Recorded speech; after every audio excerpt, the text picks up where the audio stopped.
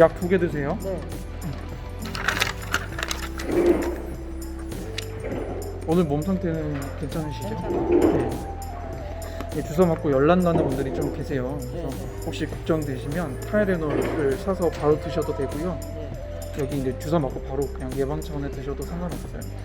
하루에 한 4알까지 괜찮으니까. 아, 저게요? 네. 2, 3일이면 웬만하면 괜찮아진다고 하거든요. 너무 크게 걱정 안 하셔도 되고. 네. 그다음에 여기 15분 정도 앉아 계셨다가 보십시오. 네.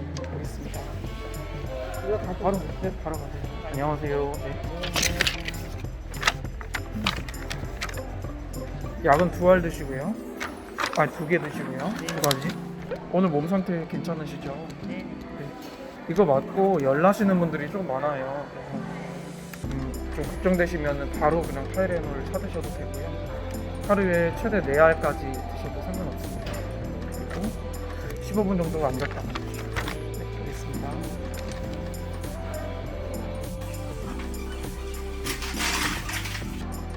여기요. 양성이셨어요? 네.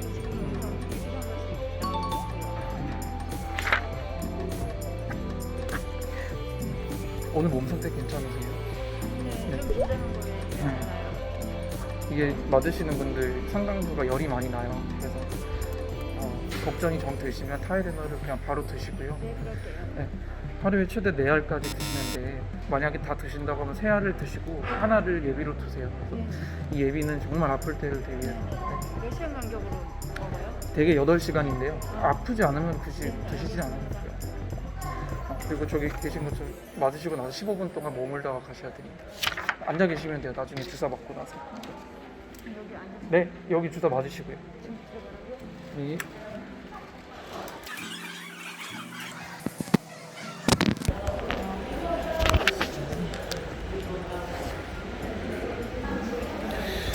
이상반응이 나타나는지 확인을 해야 돼서 그래서 제가 있는 하에 환자들이 15분 정도 머물다가 가게 됩니다. 한 아침부터 한 100여 분 정도 왔다 갔는데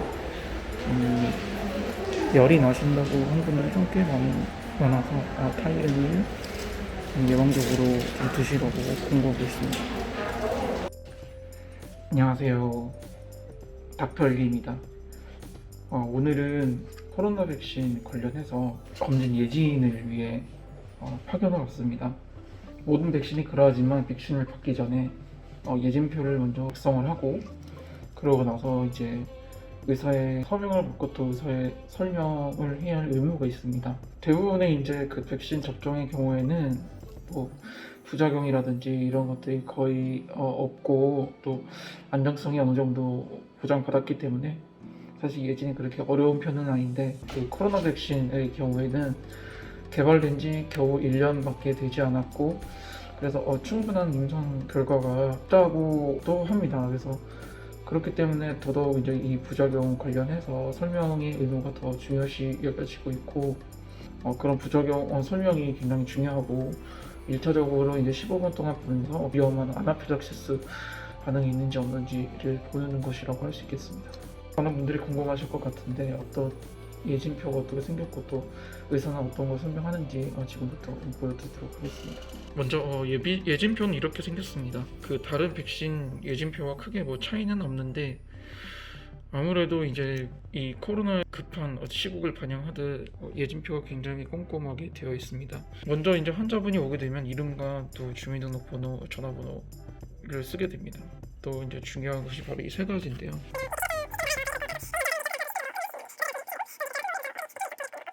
예진표를 보면 먼저 굉장히 중요한 것 중 하나인데 여성의 경우에는 현재 임신을 하고 있냐, 이게 왜 중요하냐면 이 코비드-19 백신이 임산부에서의 효과에 대해서 불명확하기 때문입니다.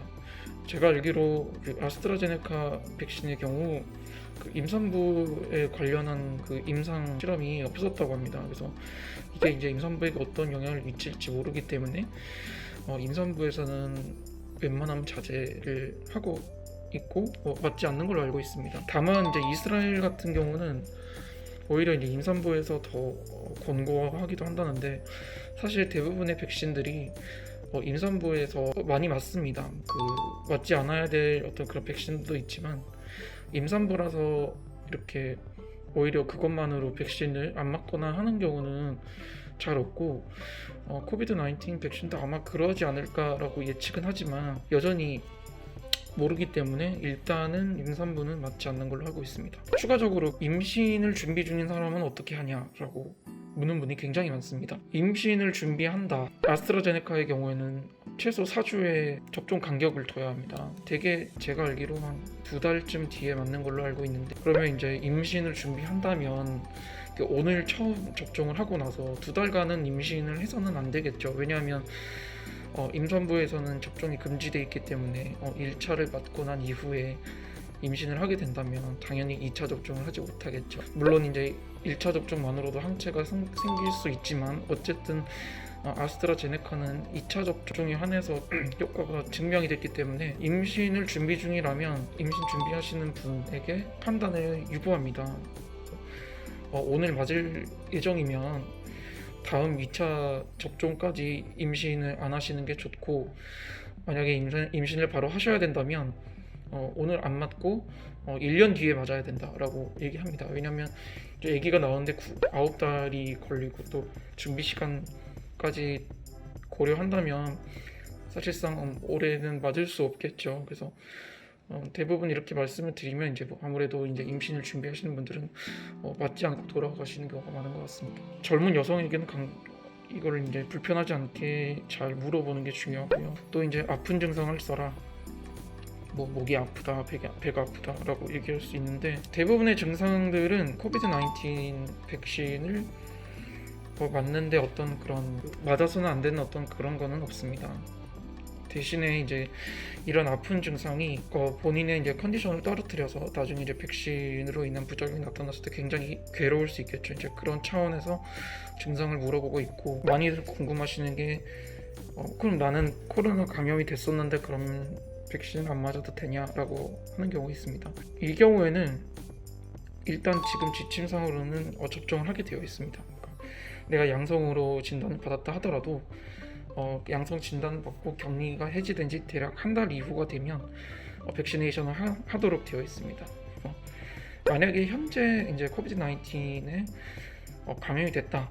그럴 경우에는 이제 격리 기간 동안은 주사를 맞지 못하고 바로 맞기보다는 대략 한 달간의 텀을 두고 백시네이션 하게 되어 있습니다. 이제 또 중요한 것 중 하나가 이제 그 알레르기 반응인데요. 백신 접종에서 가장 이제 위험한 어떤 그런 부작용 중 하나가 알레르기 반응이죠. 그래서 아나필락시스가 빠르면 10분에서 30분 이내에 나타나기 때문에, 그래서 이제 주사를 맞고 잠시 지켜보는 거고요. 약을 먹고 있는 경우에 이제 약을 써야 되는데, 대부분의 약 같은 경우는 이제 근육 이완제 이런 거라든지 이런 약들은 크게 상관은 없습니다. 다만 이제 진통소염제라고 해서 그 엔세이드라고 하는데, 이 엔세이드 성분이 있는 진통제의 경우에는 항체 형성에는 큰 문제는 없다고 하지만 타이레놀을 먹지 못하는 상황이 아니라면 일단 타이레놀을 먼저 권유합니다. 왜냐하면 이 엔세이드의 그 효과 중에 항염증, 그러니까 소염 진통제라고 하잖아요. 항염증. 근데 염증이라는 게 어떻게 보면 이제 그 항체 형성과도 영향이 있기 때문에, 그래서 엔세이드보다는 타이레놀을 추천합니다. 이제 백신과 좀 관련이 있는 어떤 약물로는 이런 것들이 있습니다. 피부과나 아니면 그 내분비 쪽 이상이 있으면 스테로이드. 네, 알겠습니다. 면역 억제제를 드시는 경우도 있습니다. 류마티스 질환이라든지. 설명을 하고 의사의 그 설명을 듣습니다. 그럼 이렇게 이제 하는데, 체온이 38.9도면 굉장히 높죠. 그래서 38.9도인 경우에는 일단 보류합니다. 왜냐하면 이 바이럴 자체가 백시네이션 효과도 떨어뜨리지만 이 백신을 맞고 나서 이상 반응이 나타날 가능성이 훨씬 큽니다. 또 이렇게 되면 이제 몸 상태가 안 좋기 때문에 그 백신의 그 부작용을 견딜 수 없습니다. 그래서 이렇게 높다면 좀 몸이 좀 괜찮아진 이후에 내원하도록 하고 있고요. 그래서 이제 의사가 이제 설명하는 것은 이제 여기서부터 하게 됩니다. 그래서 이상 반응에 대해 설명을 합니다. 뭐 15분에서 30분 이내에는 아나필락시스 같은 급성기 반응이 나타날 수 있기 때문에 머물러야 된다라는 것을 여기서 설명을 하는 거고요. 또 이제 최근에 아스트라제네카에서 나오고 있는 그 통상적인 어떤 부작용, 예를 들어서 근육통이라든지 뭐 발열 같은 경우는 제가 이렇게 지켜보면 38도가 넘는 경우도 꽤 많이 있는 것 같습니다. 정확한 수치는 모르겠지만 이건 개인적인 의견입니다. 뭐 30% 정도에서는 그냥 열이 난다 라고 하는 것 같습니다. 그래서 저는 이제 가급적이면 타이레놀을 접종 전에 먹는 것을 권유합니다. 네. 물론 뭐 괜찮으신 분들도 있기 때문에 뭐 선택이지만요. 그래서 이 과정이 굉장히 간단하고 또 의미 없는 것 같아 보여도 이제 간호사 한 번 또 의사 한 번 접종 전 접종 간호사가 한 번 총 3번 이렇게 설명을 해야 환자분들이 비로소 그것에 대해서 인지하고 또 네, 알겠습니다. 안녕하세요.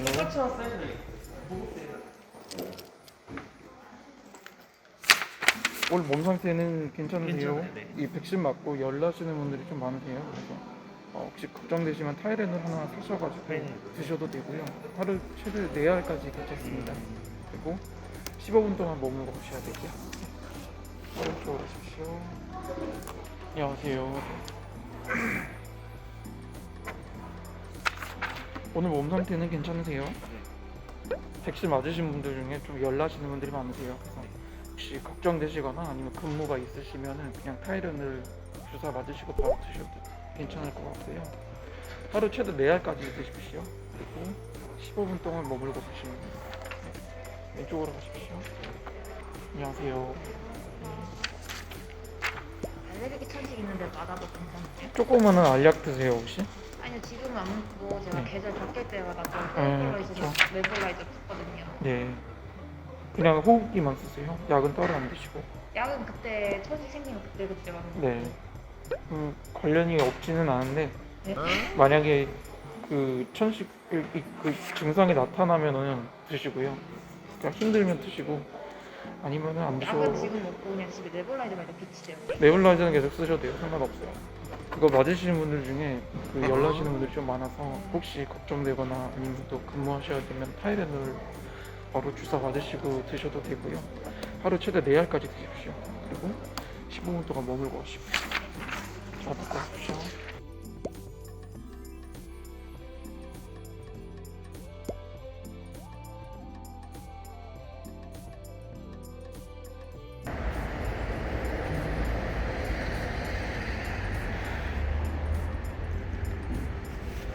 오늘이 제일 좀 의미가 있는 날인데요.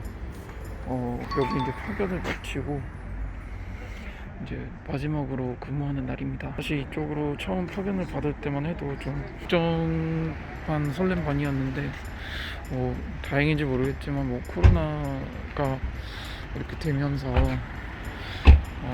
시간은 빨리 흘렸던 것 같습니다. 거의 대부분 좋았던 기억밖에 없고요. 그래서 사실 이렇게 떠나는 발걸음도 사실 가볍지만은 않습니다. 힘들긴 했지만 그래도 저로 인해서 그 코로나 방역에 한 번 다가갈 수 있다는 것에 사명감을 가지고 열심히 일했습니다. 이제 백신도 나왔고 백신 주사를 맞기 시작했기 때문에 코비드 19의 종식이 머지 않았다고 생각합니다. 그 종식을 보지 못하고 이렇게 떠나게 돼서 굉장히 아쉽고 또 끝까지 제가 막지 못한 것 같아서 한편으로 좀 아쉽기도 합니다. 이곳에서 정말 좋은 분들 많이 만났고 또 저를 또 잘 챙겨주시는 많은 직원들 덕분에 정말 행복한 기억이 많았던 곳인 것 같습니다. 제가 다시 이쪽으로 오게 될지는 모르겠지만 제가 언제 이곳을 방문하더라도 좋은 기억이 참 많은 곳으로 기억될 것 같습니다. 앞으로 이곳에서 선별 진료를 진행하시는 직원분들이 체력적으로 힘들지 않았으면 좋겠고 저 또한 이제는 멀리서 기원하겠습니다. 그러면 오늘 마지막 퇴근을 해보도록 하겠습니다. 감사합니다.